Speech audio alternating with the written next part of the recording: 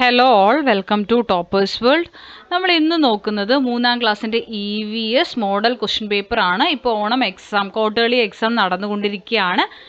അപ്പോൾ ഓണപ്പരീക്ഷയ്ക്ക് തയ്യാറെടുക്കുന്നതിന് വേണ്ടിയിട്ടുള്ള മോഡൽ ചോദ്യപേപ്പറും ഉത്തരങ്ങളുമാണ് ഇന്ന് നമ്മുടെ ക്ലാസ്.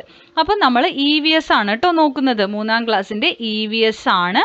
അപ്പോൾ പരീക്ഷയായിട്ട് തന്നെ നിങ്ങൾ ഈ മോഡൽ ചോദ്യപേപ്പറിനെ കാണുക. എല്ലാവരും മാക്സിമം ഇത് ഒരു തവണയെങ്കിലും എഴുതി നോക്കാൻ വേണ്ടി ശ്രമിക്കുക.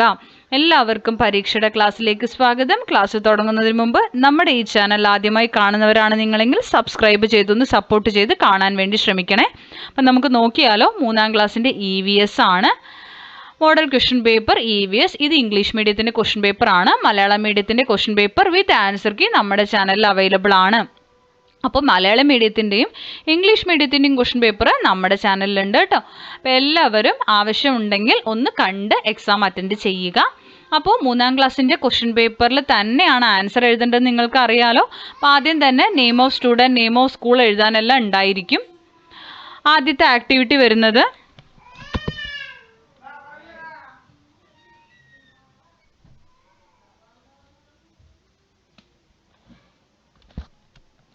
Activity 1 plants and its parts എഴുതാൻ വേണ്ടിയിട്ടാണ്. നമുക്കൊന്ന് വായിച്ചു നോക്കാം. Students visited biodiversity garden after summer vacation. അപ്പോൾ ബയോഡൈവേഴ്സിറ്റി ഗാർഡൻ വിസിറ്റ് ചെയ്യുകയാണ് സമ്മർ വെക്കേഷന് ശേഷം. They were amazed to see the new plants. Pea, hibiscus, mango tree, bryophyllum, curry leaves, jasmine, കടപ്ലാവു, coconut tree, rose etcetera are the new plants. From which parts of the plant has the new plant sprouted out, filling the table suitably. അപ്പോൾ ഈ പ്ലാന്റിൻ്റെ ഏത് ഭാഗത്തു നിന്നാണ് പുതിയതായിട്ടുള്ള plants മുളച്ച് വരിക എന്നുള്ളതാണ് ചോദ്യം. അപ്പോൾ അവിടെയായിട്ട് ഓരോ ക്വസ്റ്റ്യൻ ആൻസേഴ്സ് തന്നിട്ടുണ്ട് അല്ലേ. നമ്മൾ ഈ ബോക്സ് ഒന്ന് ഫില്ല് ചെയ്യണം. അതാണ് ആദ്യത്തെ A എന്നുള്ള ക്വസ്റ്റ്യൻ. B എന്താ? Mark true or false against the given statements. തന്നിരിക്കുന്നതിൽ ശരിയായതും തെറ്റായതും എന്ത് ചെയ്യുക? ട്രൂ ഓർ ഫോൾസ് മാർക്ക് ചെയ്യുക. അപ്പോൾ നിങ്ങൾ ഇതൊന്ന് ചെയ്തോളൂ, ശേഷം ഞാൻ ആൻസർ പറയാം. A ക്വസ്റ്റ്യൻ ആൻസർ നോക്കാം. Seed, stem, leaf. സീഡിൻ്റെ താഴെ കോക്കനട്ട് ട്രീ അവർ തന്നിട്ടുണ്ട്. പി, സ്റ്റെമ്മ് ഹിബിസ്കസ്, അതുപോലെ seed mango tree, stem hibiscus, root curry leaves, കടപ്ലാവു, ലീഫ് ബ്രയോഫൈലം. ഇനി ട്രൂ ഓർ ഫോൾസിൽ ആദ്യത്തെ all seeds take equal time span for sprouting. അത് ഫോൾസ് ആണ്. Plants grow well in place where there is more sunlight. True. Leaves sprout first when the seeds germinate. False. The growth rate of all plants are not the same. True. അടുത്ത ചോദ്യം. The friends in 3rd standard were doing an experiment on the germination of pea seed.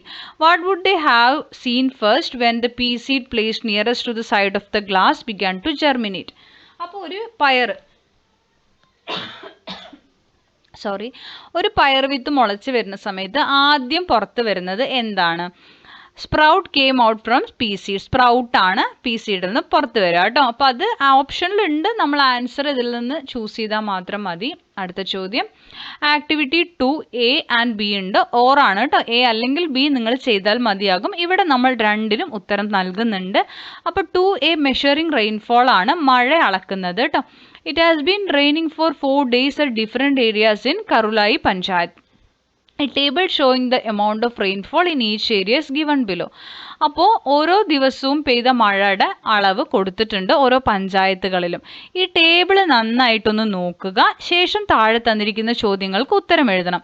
ആദ്യ ചോദ്യം വരുന്നത് which area received more rainfall. ഏറ്റവും കൂടുതൽ മഴ ലഭിച്ചത് ഏത് ഏരിയയിലാണെന്നാണ്. അപ്പോൾ എല്ലാത്തിലും മഴയുടെ അളവ് നമ്മൾ സൈഡിൽ കൂട്ടിയിട്ട് എഴുതുക കേട്ടോ, ആഡ് ചെയ്ത് എഴുതുക. വലമ്പുറം പഞ്ചായത്തിലാണ്. Which area received less rainfall. കുറവ് മഴ ലഭിച്ചത് ഭൂമിക്കുത്തിലാണ്. Which area received more rain on June 25th. അത് മരുതങ്കാടാണ് കേട്ടോ. Which is the correct statement. തന്നിരിക്കുന്നതിൽ ശരിയായ സ്റ്റേറ്റ്മെൻറ്റ് കണ്ടുപിടിച്ച് എഴുതുക. Rain gauge is an instrument to measure the rainfall. The amount of rainfall recorded in rain gauge will be the same every day. Only the first one ആണ് correct കേട്ടോ. മഴ അളക്കുന്ന ഉപകരണം rain gauge ആണ് എന്നത് മാത്രമാണ് ശരിയായത്. A ആണ് കേട്ടോ. അടുത്തത് C. Note down the figures in the rain gauge scale. അപ്പോൾ റെയിൻ ഗേജ് ഇതാണ്, അതിൽ സ്കെയിൽ നോക്കൂ, അതിലെ ഫിഗേഴ്സ് നോക്കൂ. അത് നോട്ട് ഡൗൺ ചെയ്യാനാണ് പറഞ്ഞിരിക്കുന്നത്. നിങ്ങൾ എത്രയാണ് എന്നുള്ളത് മെഷർ ചെയ്തിട്ട് എഴുതാനാണ് പറഞ്ഞിരിക്കുന്നത് കേട്ടോ. മഴ എത്ര കിട്ടി എന്നുള്ളത്. അപ്പോൾ ഇതാ ഇവിടെ ആയിട്ടാണ് മാർക്ക് ചെയ്യേണ്ടത്. Activity 2B ways of movement ആണ്. A horse and a duck are debating about their body features and movements. What would have been their arguments? അപ്പോൾ ഒരു കുതിരയുടെയും ഒരു താറാവ് ഡക്കിൻ്റെയും ഫീച്ചേഴ്സ് അവർ ആർഗ്യുമെൻ്റ് ആയിട്ട് പറയുകയാണ്. അവരുടെ ബോഡി ഫീച്ചേഴ്സ് ആണ് നമ്മൾ എഴുതേണ്ടത്. അപ്പോൾ ആദ്യം ഹോഴ്സ് നോക്കൂ. Can run, have 4 legs that bend backward. താറാവിൻ്റെ have wings, can swim, webbed feet. B ചോദ്യം. Some friends are playing with cards having pictures of different animal body parts which they have to put in pocket chart. Draw lines to combine the cards with the correct pocket. അപ്പോൾ ഇതിൽ carnivorous ഏതാണ്, herbivorous ഏതാണെന്നൊക്കെ നമ്മൾ എഴുതണം. Carnivorous എന്ന് പറഞ്ഞു കഴിഞ്ഞാൽ മാംസഭോജികളായിട്ടുള്ള ജീവികളും, herbivorous എന്ന് പറഞ്ഞു കഴിഞ്ഞാൽ സസ്യങ്ങൾ കഴിക്കുന്ന ജീവികളുമാണ് കേട്ടോ. അപ്പോൾ ഫസ്റ്റ് നമ്മൾ ഹെർബിവോറസിൻ്റെയിലേക്ക് മാച്ച് ചെയ്ത് കൊടുക്കുന്നത് ഇങ്ങനെ മാച്ച് ചെയ്യുക കേട്ടോ. ഇങ്ങനെയാണ് മാച്ച് ചെയ്യേണ്ടത്. Select the correct one. തന്നിരിക്കുന്നത് ശരിയായത് ചൂസ് ചെയ്ത് എഴുതുക. ഓപ്ഷൻ ഡി ആണ്. എഗ്, ദെൻ ലാർവേ ആവണു, പ്യൂപ്പ ആവണു, ബട്ടർഫ്ലൈ ആവണു. അടുത്തത് activity 3 different kinds of creatures താഴെ തന്നിട്ടുണ്ട്. Vinu and his friends are making an album by collecting the pictures of different animals. Put a circle around the domesticated animals, help them to write the name of each animal and arrange them in the given tables. നമുക്ക് animals that are raised at home, വീട്ടിൽ വളർത്തുന്ന ആനിമൽസും വീട്ടിൽ വളർത്താത്ത ആനിമൽസും തമ്മിൽ നമ്മളിത് ബോക്സിലാക്കിയാൽ മാത്രം മതി. നമുക്ക് നോക്കാം. ക്യാറ്റ്, നമുക്കപ്പോൾ വീട്ടിൽ വളർത്തുന്നതിനെയൊക്കെയാണ് നമ്മൾ ഈ റെഡിൽ റൗണ്ട് ചെയ്തിരിക്കുന്നത് കേട്ടോ. Cat, dog,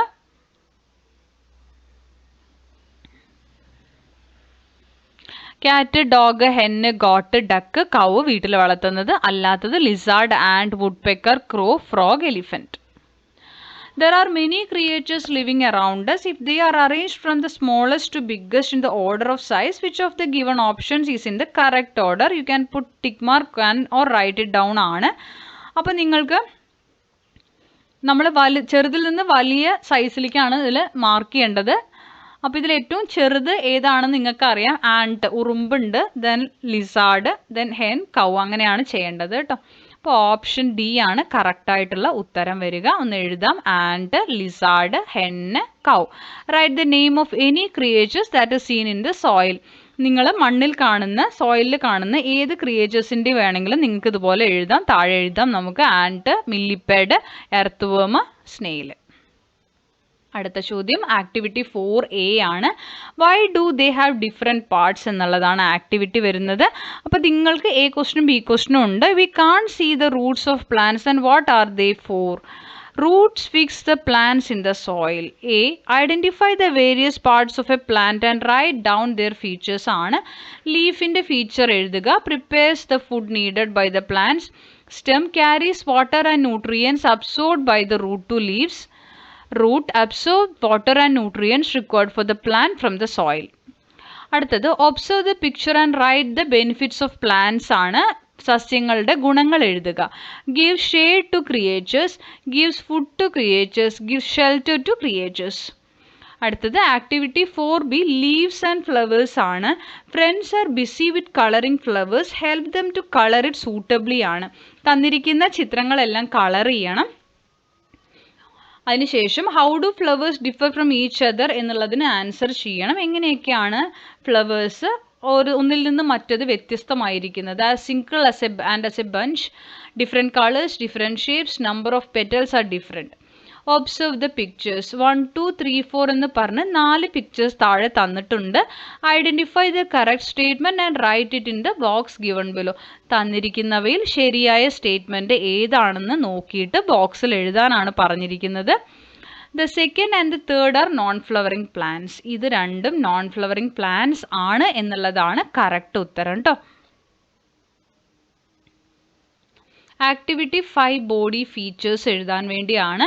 the body parts of some organisms are shown in the pictures. Identify the organism and write its name ആണ്. താഴെ തന്നിരിക്കുന്നതിന് ഓർഗാനിസത്തിൻ്റെ ബോഡി പാർട്സ് ഏതാണെന്ന് നോക്കുക, ആ ഓർഗാനിസത്തിൻ്റെ പേരെഴുതുക. ആദ്യത്തെ വുഡ് പെക്കർ, രണ്ടാമത്തെ തൂവൽ കാണുമ്പോൾ തന്നെ നിങ്ങൾക്ക് അറിയാം പീകോക്ക്, മൂന്നാമത്തെ ഡക്ക്, 4 സീബ്ര. അടുത്ത ബി ചോദ്യം മാച്ച് ദം ആണ്. മാച്ച് ചെയ്യാൻ വേണ്ടിയിട്ടാണ്. Sea horse, sea cucumber, sea hedge dog, blue whale ആണ്. അപ്പം നമുക്ക് സീ ഹോസ് ഏതുമായിട്ടാണ് മാച്ച് ചെയ്യേണ്ടത്? Head similar to that of a horse. Sea cucumber, cucumber shaped sea animal. Sea hedgehog, a bowl-shaped sea animal with thorny spines all over the body. Blue whale, the biggest animal on earth. Okay. Next വരുന്നത് find the odd one based on their environment ആണ്. Cow, കാറ്റ്, frog, tiger ആണ്. Cow, കാറ്റ്, tiger ലാൻഡിൽ ജീവിക്കുന്ന animal ആണ്. Frog എങ്ങനെയാണ്? Frog വെള്ളത്തിലും ലാൻഡിലും ജീവിക്കും, അതിൻ്റെ മൂവ്മെൻറ്റും വ്യത്യസ്തമാണ് അല്ലേ. അപ്പോൾ ഫ്രോഗ് ആണ് ആൻസർ കേട്ടോ. അപ്പോൾ ഇത്രയുമാണ് ഇന്നത്തെ ക്വസ്റ്റ്യൻ പേപ്പറിൽ നമ്മൾ ഉൾപ്പെടുത്തിയിരിക്കുന്നത്. കുറച്ച് സ്പീഡിൽ പറഞ്ഞു പോയിട്ടുണ്ട്. അപ്പോൾ നിങ്ങൾ ആവശ്യമുള്ളവർ പൗസ് ചെയ്ത് വെച്ചിട്ട് ആൻസറെല്ലാം എഴുതാൻ വേണ്ടി ശ്രമിക്കുക.